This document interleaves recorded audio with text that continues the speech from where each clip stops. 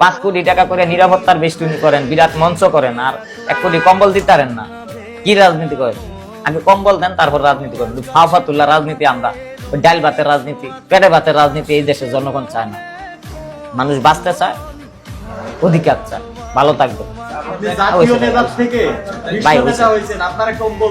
আরে ভাই, জাতীয় নেতা থেকে বিশ্ব নেতা যারা হয় তাদেরই কম্বল থাকে না, বুঝলেন? আর জাতীয় নেতারা তো লুটপাট করে খালি। আমার কোনো ব্যাংক অ্যাকাউন্ট, আমার ব্যাংক অ্যাকাউন্টই নাই, বিকাশও নাই।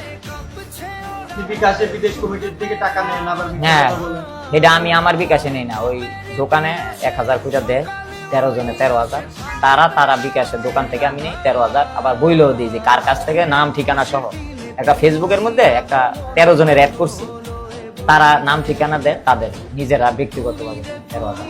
আগে দিত না, এখন এই টাকাটা আসলে কি উপলক্ষে? এই টাকাটা দেয় আমারে খাওয়ার জন্য। এতদিন কষ্ট করছে অফিসে, 2টা অফিস নিচ্ছি, টিনের ঘর, 2,000 দিই।